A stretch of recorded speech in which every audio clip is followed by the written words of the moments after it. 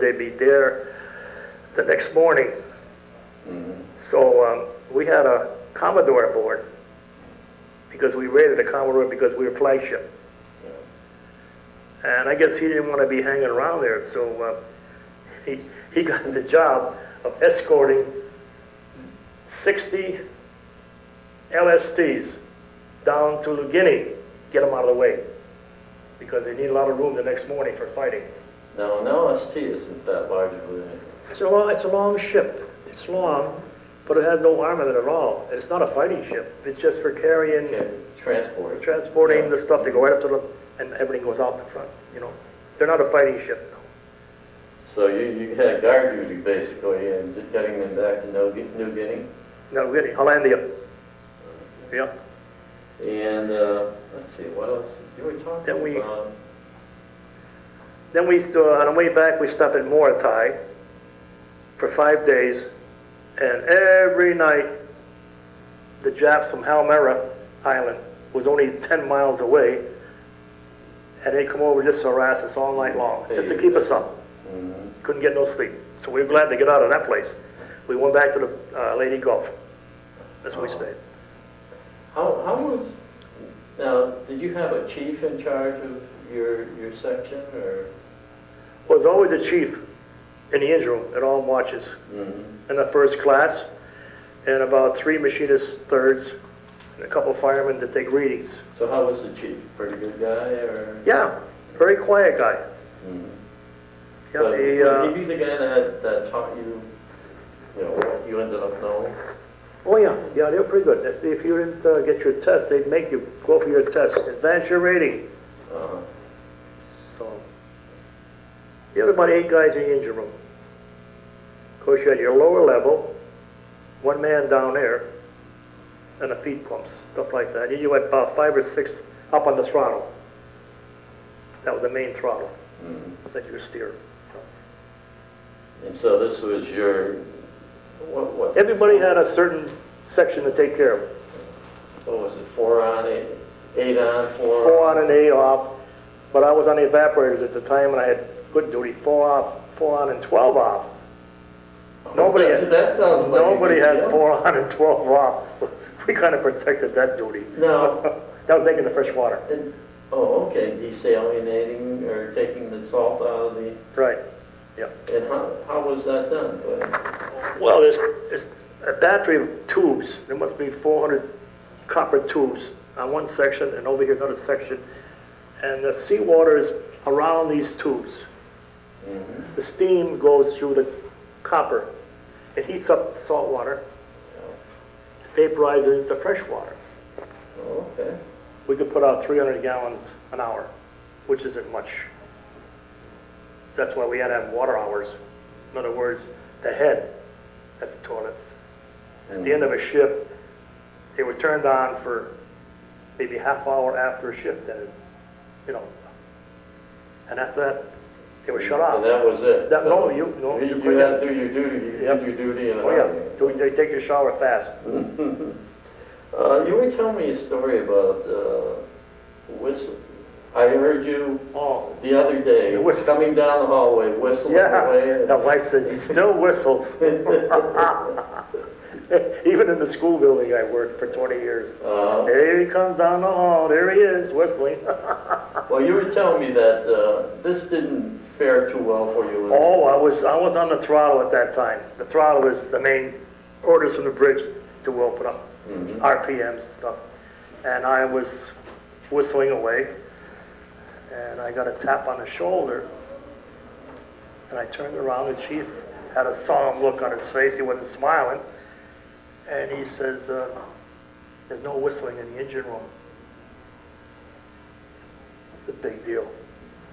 So about 10 minutes later, and I got a size 12 up you know where. And I weighed 130 pounds. I must have come off the deck. The deck is the floor, Navy term. And I looked down and he was smiling. And I got the message. Loud and clear. So did you ever find out why? Yeah, I did ask him later on. In fact, he helped me get my second class rating. And I says, Kreider, his name was Kreider. No, Julian. Kreider was the first class. Julian was the chief. And I says, what was the story on that? He will tell you, he says, when you have pipes up over your head at 600 pounds pressure steam, 800 degrees, and a leak will sound like a whistle. That alerts us there's something wrong. Okay, I took it from there. So you ceased the whistling until you got out. Because the old saying was, only boots and fools whistle in the Navy. Okay.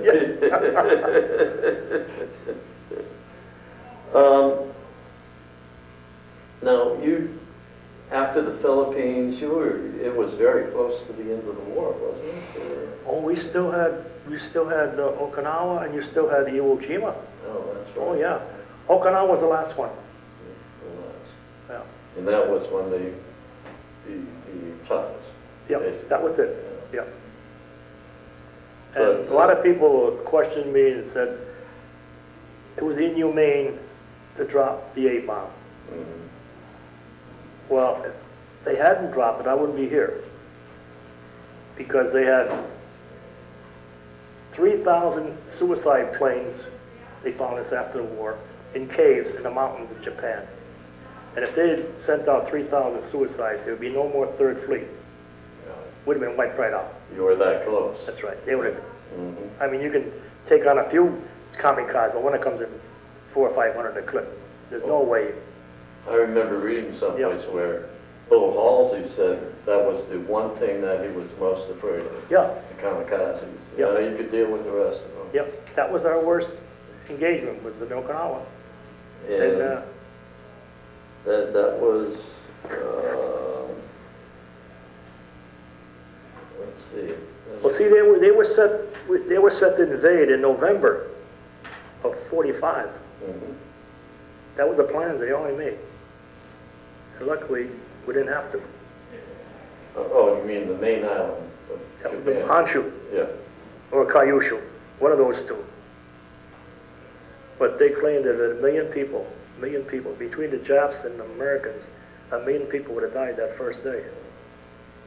But you were real close, because while glancing through your scrapbook, I saw a newspaper article stating that you were the first ship to... That was in July of 1945.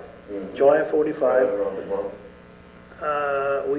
I think there was 3 battleships, 2 cruisers, and 4 destroyers come across the Kameishi steel mills and bombarded it, and we got no opposition at all.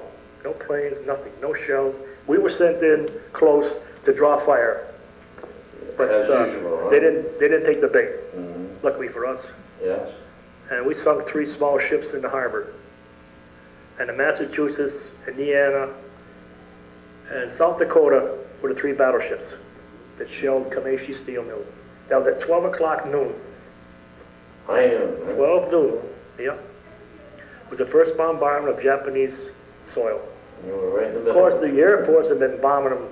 Oh, yeah. Yeah. But this is the first naval bombardment of Japan. Mm-hmm.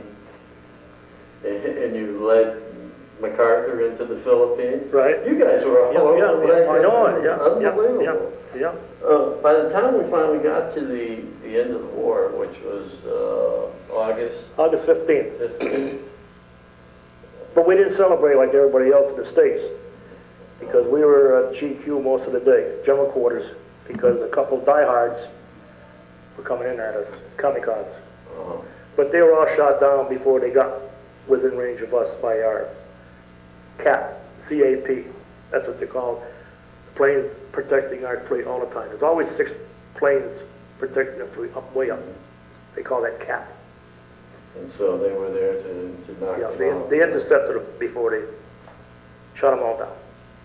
So, basically you were given the order to cease and desist. The war is over. Yeah. But you had to stay on your That's battle right. stations for a whole Right. day. And, Most of the day, yeah. no dancing in the streets. No, not like in Boston or New York. They had a good time back here. Yeah. So did you finally get into Japan? Yes. Let me see, October. One trip into Tokyo. A couple of months after the Yeah. war ended. And another time we went into Yokosuka Navy Yard. What a Navy Yard they had. They had a dry dock and make ours look puny. And they had 12 midget submarines all stacked up. And I went and looked inside of them. And I asked somebody what's wrong. They didn't use them. No gas. No gas wing. So they were stuck there. That's a good thing. Yep. Now, did you have leave while you were in Tokyo? One day. That was it. Just one day trip. What was it like? Well, they told us don't eat nothing or don't drink nothing. And you're not going to be there at night. You'd be back at the ship. Because there was always the worry about, Yeah. you know. But one thing they had, very, very fast trains. Their trains were beautiful. Yeah, very And they fast. were operating at that Yeah, time? yeah. Surprisingly. Yeah, yeah, yeah. So, Well, when we did the shelling, they didn't shell Yokosuka Navy Yard because they know they needed it later. yeah, well, good thinking. They were very they were very selective on what they bombed. We did rather. Gee, I just had a, how many, did you have enough points to get? No. When we come into Pedro in October of '45. Yeah, that's in California. That's when, yeah, San Pedro, California, right near Long Beach. And every day you'd see them, the guys were leaving. They had enough points to go. When it got down to the yeomen and machinist mates, engineers froze. They needed us to put the machinery in mothballs. But we had to work with the yard workmen, take all the plates off, all the machinery, the turbines, and they sprayed a brown seal in there, and then we'd seal them back up. So, yeah, it's hard to believe that, you know, you joined in '43. You know, so that gave you around three years, or close to 3 years. 2.5, yeah. You still didn't have enough points. No. No, it's amazing because the war was over in August, and I didn't get home till March of '46. So by the time I got home, how many parades did they have for you? I walked down the street in Willamette, and the only thing a dog barked at me. There was nothing. The parades were over. Just to say we're coming home, so what? You know, long forgotten. But it must have been a pretty good feeling. Oh yeah, yeah. Now, how did you get from California to Boston? Another 5-day trip from Long Beach to Boston. By train? Yep. Lots and lots of people on the trains? No, not too many. Not too many. Those days were all over with. sailors. They were dropping off at different places. Some they got off in New York State, Rochester, Albany. But I went all the way to Boston, and we were down there for 2 days, what they call mustering out. Yeah. And Were they trying to talk they show you, into they tried the movies, they tried everything. They give you free haircuts. You were treated like a king. And they wanted you to join the reserve, or was it? Yeah, reserve. But I didn't. And luckily, because when I got home, I worked at Savage Arms. And it was night. I got married in '47. In '48, my daughter was born. Then I was working at Savage Arms. In 1952, Korea. And I got a letter from the Urban to come down for the commissioning. Now, if I had been a reserve, if I had joined the reserves, it wouldn't be for the commissioning. It'd be right back because they needed the rated guys bad. So I said no, and I was working at Savage Arms at the time. So you got from Boston. You had to go by train again to Springfield? Yeah, that was the Paul Revere. Remember that Paul Revere train. Oh, Out of Boston, of Springfield. course. Yeah, that was about an hour and a half to get to Springfield. Yeah, Did your folks know you were coming home at that time? yeah, Finally, yeah, yeah, you know, all the secrecy was yeah, done with, huh? yeah. What was your rank when you were discharged? Pardon? Your rank at discharge? Machinist second class, petty officer. Pretty good. In fact, in February of '46, anybody who wanted to stay on, they'd advance your rate with no problem. I could have went for first class machinist. I said, no, no, no, no, That wasn't for you? no, no. Have you kept in touch with any of them? Oh, yes, yes. I still email 3 officers and 5 other enlisted men. Email, yeah.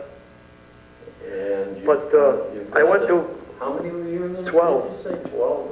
we used to have 12, sometimes 25 old veterans, old guys on the ship. Well, I went to the last one in 2003, down in Baton Rouge. 5 of us, they're all passed on.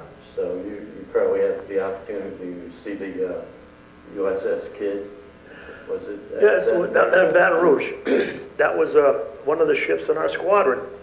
And they restored her, and she's a memorial, and people can go aboard. It's been raw restored, beautiful. Beautiful job. Yeah. I really like your hat. You like that?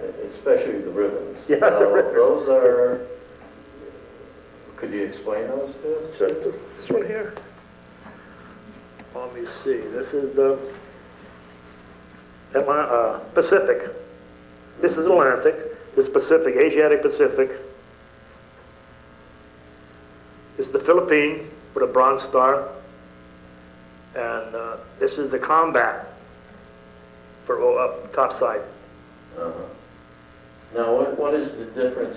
Are there various colors in The yellow, that's Pacific, Asiatic Pacific Fleet. Uh-huh. The Atlantic, there was no stars for us on that one. No bronze stars. That just meant Yeah. that you served in that area at one time. That's right, yep, yep. Well, you finally got home, got married. Oh, you were telling me, what was your favorite car at the time? Oh, you couldn't get a car in '46. There was no cars. So I'd saved up $1,000. I'd shipped home. And I went up to Wallace's station up on Montgomery Street, Chicopee Falls, and he had a 1940 Chrysler Windsor. And I got that one for $1,000. Uh-huh. And that was it. Yep. And you held on for it for dear life? Until... Yeah, oh yeah. And then they wanted to buy it back me with $1,000 profit. I said, no way. No. So after that, did you join the veteran organization? Oh, American Legion. I'm still with American You're Legion. still with the Oh, yeah. Legion? Oh, American that's Legion. great. And let's see, you worked at Spalding's, Right, you know, polishing golf clubs. right. Metal polisher. In Savage Arms. Savage Arms, yeah. Well-known gunmaker. And I left Spalding's in 1965, and I went on to the Chicopee School Department, custodian, and that's where I worked for 22 years. 22 years. I retired from Chapin School in Willimantic.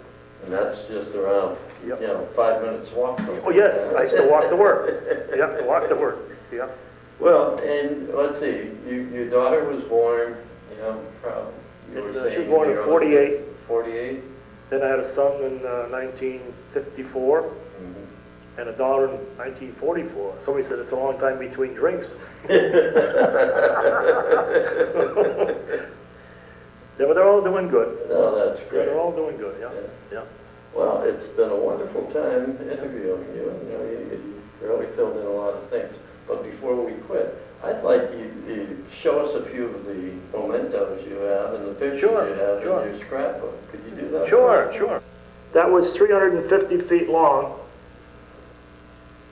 hanging from the mast, represented every person on board.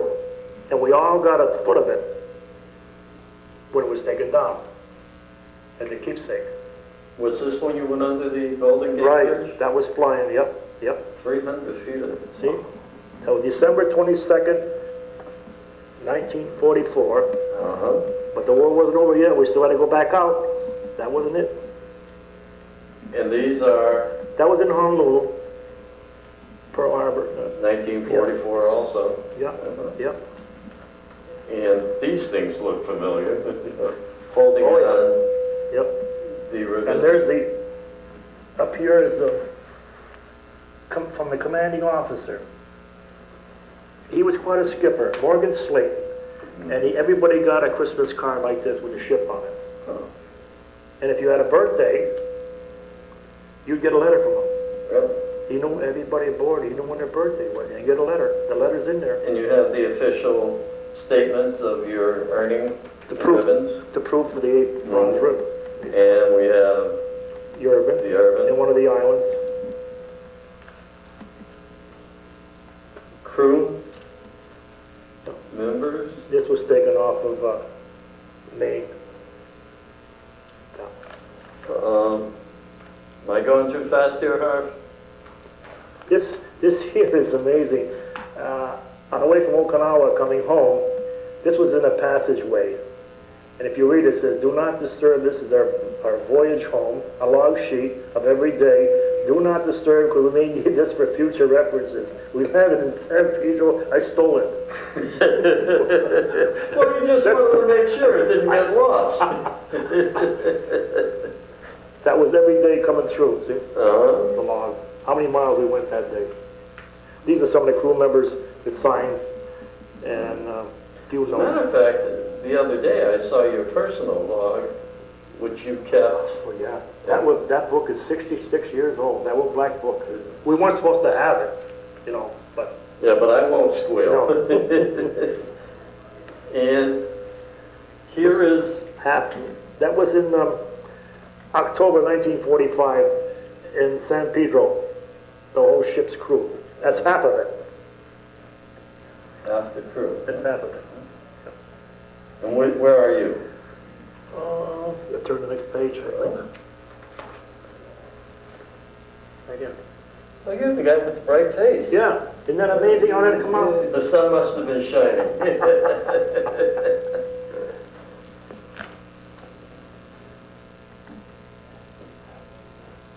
Other. All right. I got interviewed by the Springfield Reunion years ago. They come down and interviewed a story from me and my friend here, Chelino.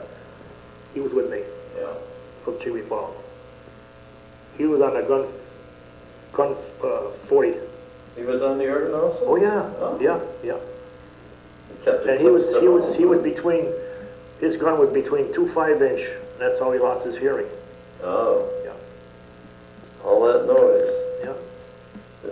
This must have been from your A trip trip to into Tokyo. Tokyo. Uh-huh. For a pack of cigarettes, you got 30 yen. You could be rich. Yeah. Imagine Uh all this money is. huh. Yeah. I want you to boy. make sure you got a picture of these here. I used to say the best part of the Navy. I shouldn't say it. All the girls. Now, this looks like a bevy of beauties, Yeah. but there's only one sailor with them all. As long as you paid the 50 cents, the girl that posed with you. You know, everybody thinks we had the girls down, you know. And you got a good shot of that, huh?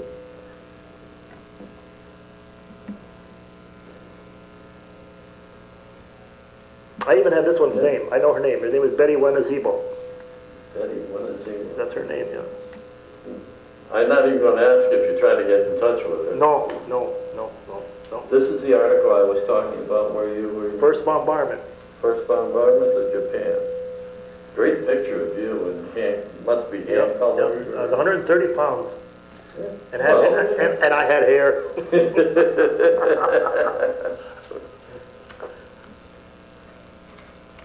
And shipmates. Yeah. That's the 40 millimeter I was talking about. That's a 40 millimeter dual. We had 5 of those.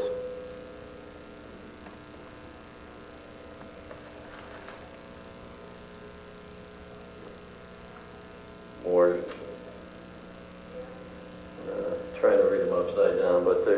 names of you. These are all in San Pedro, California. This is after the war. That's why there's a girl on the ship. Oh, you mean you didn't have girls on the ship there? Now they have. Now they have. Now they do, Now yes. Now they do. Mhm. And it looks like you took good advantage of it, too. Yeah.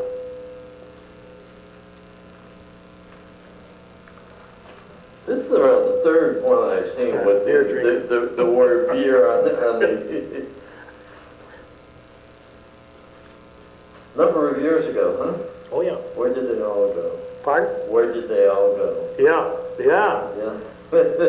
Yeah. But the remarkable thing about you is you know the name, Yeah, I do. the date, Yeah. the time of day or night when Yeah. things happen, Yeah. and you can't remember what you did. Yeah, that's my wife says.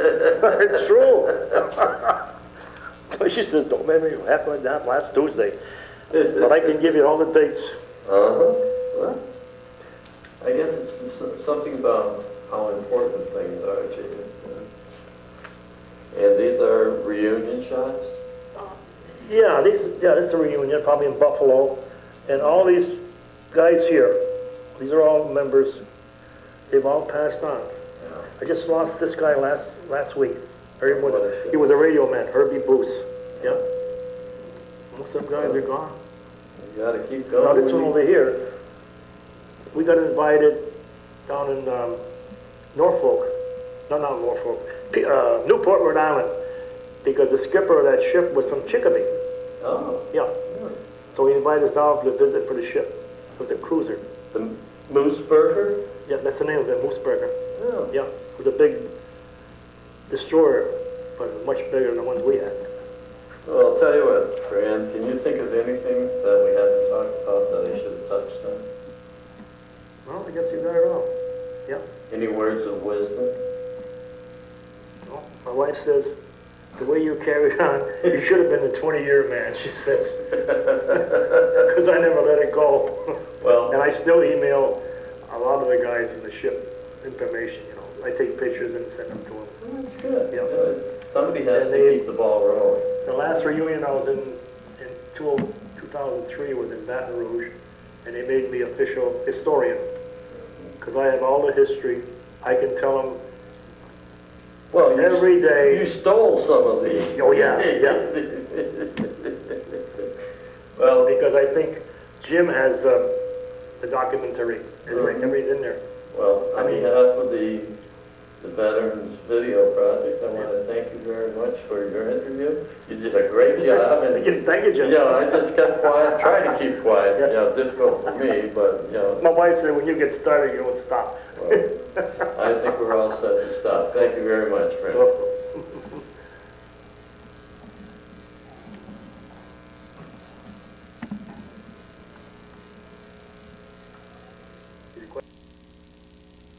Not pretty, but he's